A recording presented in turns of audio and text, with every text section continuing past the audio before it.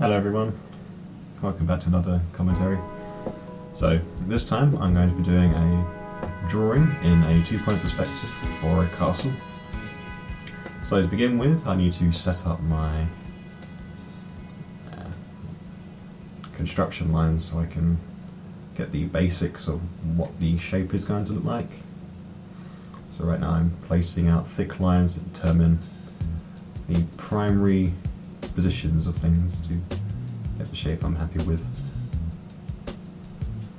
This will be acting, those lines there will be acting as my cut-off point for like the wall start and end, and the duplicates make it quite easy.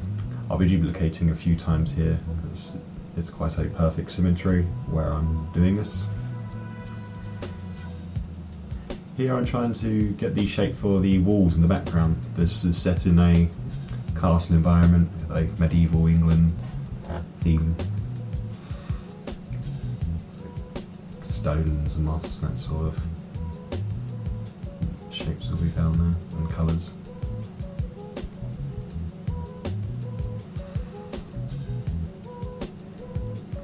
And the bottom ones are acting as the path, and these shapes will change quite frequently as the development goes through. Here I'm trying to set up the path for the entrance into it, but this perspective it doesn't quite look right, and it's important that I get the positioning right. As you can see here, it looks very, very strange.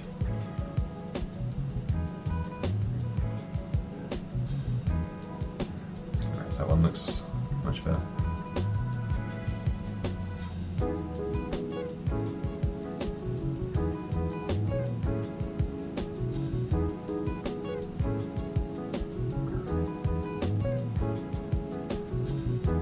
Right now I'm just trying to clear up all the mess that my construction lines are leaving on the portrait. I could have put them in many separate layers to keep it clean, but this worked out fine in the end. And now I'm splitting it up again to test out the shape and see if it matches well. And this gives you the basic, this preview here gives you the basic outline of where all the positioning and shapes are going to be.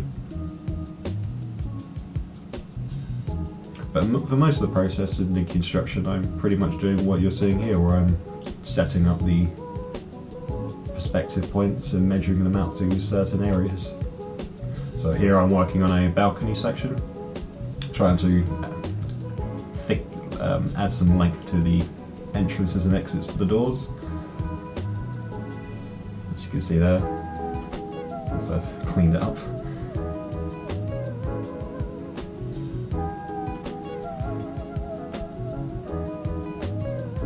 Now I've got my shape I can bring up. The height I thought would be the same depending on the positioning of it, but it didn't quite work out this way, but it's fine. I know I fix this later, but that gives you, as you can see there, that's the shape I'm going for.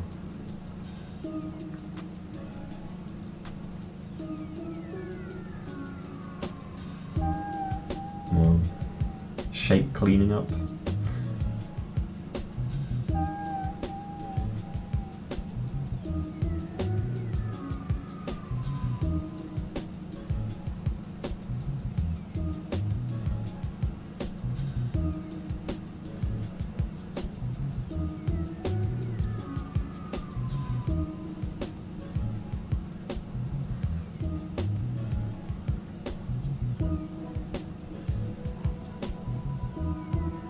More and more corrections.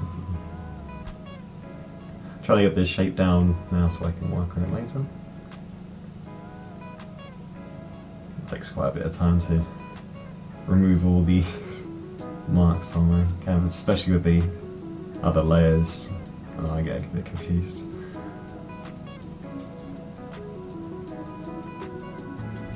Okay, also.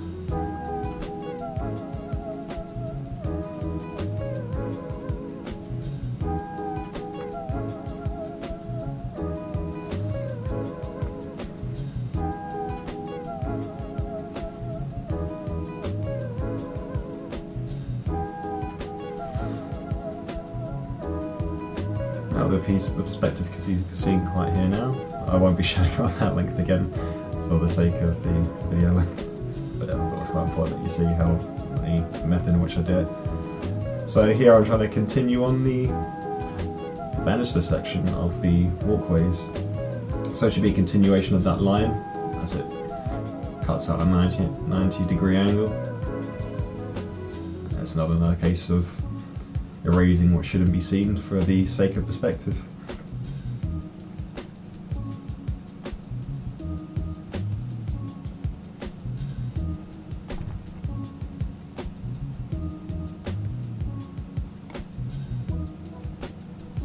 Yeah, so the shape can quite easily be seen now.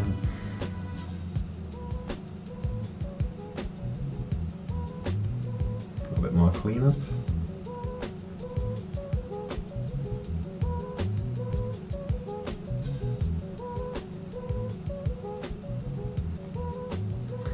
Here again, I'm trying to get some nice width to my walkways and move on to the crenellations. Spent quite a bit of time on these crenellations as I wasn't very happy with the shape when I was originally doing it, and my method for doing it was quite slow, but I find a nice middle ground in the end. So right now I'm trying to convert it into one easy duplicate so I can easily scale the object down as the distance increases and the object will get smaller, which is what you'll see here. All I need to do at this point is make sure that they scale down accordingly to fit the height, so that as long as I do it in a uniform scale, it will give the illusion of a slow decreasing things. At the moment there are too many, but this is where I can remove every other one. The shape becomes much more identifiable here. And now I need to clean it up again and figure out the dimensions.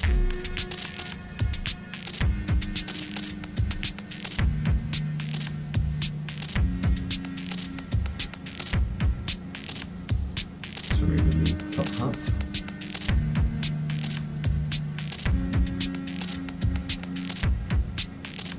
As I've left that far crenellation there, I have to make sure that also shoots in the other direction, so it'll be that left perspective point. Here are the new section of walls in the far. They're acting as low wall points between the castle and the walkway.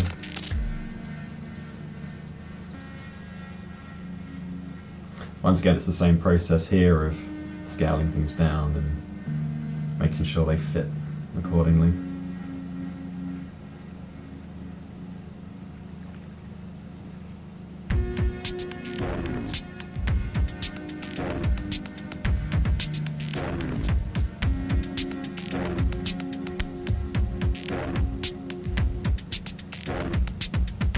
Get some more cleanup.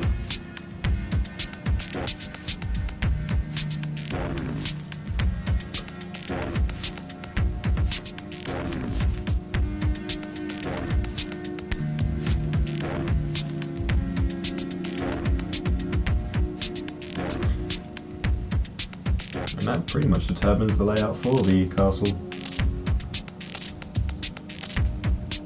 As far as the perspective goes, after this I can move on to adding my own personal things. Constructions make it quite easy for determining how to get the arc right. You'll notice that there's an extension cut here. It's the same process I've used above, just moved up and now I'm onto the base colouring, which is, so the method I done for this was using these light brushes and slowly building onto them with layers and blending. I originally tried burning and other techniques, but it was not working the way I wanted to, so I come up with this. But construction lines make it much easier for very inexperienced drawers, I would say, get the shape they want. So here I'm trying to bleed the colours, but it's just, these techniques just do not work for me. And yeah, my best, so I'm going to have to try and think of a way around that. So I'm trying to right now light brushes to blur the colours. This is meant to be acting as the cave walls. So, trying to go for an orange to dark and adding darker tones to it as it descends to signify darkness.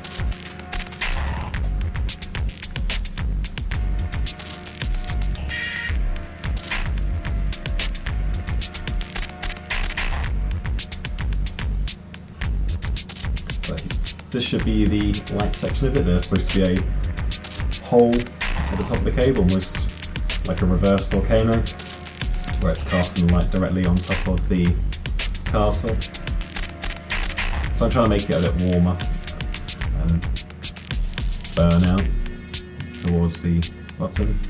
And here I'm trying to add some fog. It adds a bit of mystery, but it also makes the light much more definable in where it casts, especially at the moment, as it's hard to tell that it's casting on top of it, and it'll be blocked by side things anyway, so with some bleeding it's still visible, but it's not in your face. And now I need to clean up the cave walls being in front of the castle. It's quite the illusion.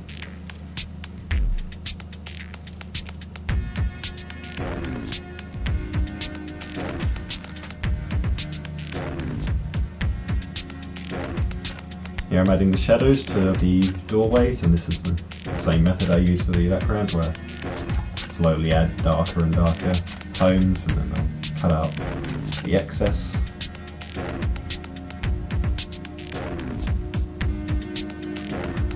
And now it's on to the castle fill. So here I go for a standard fill to it, and then try to thicken up that.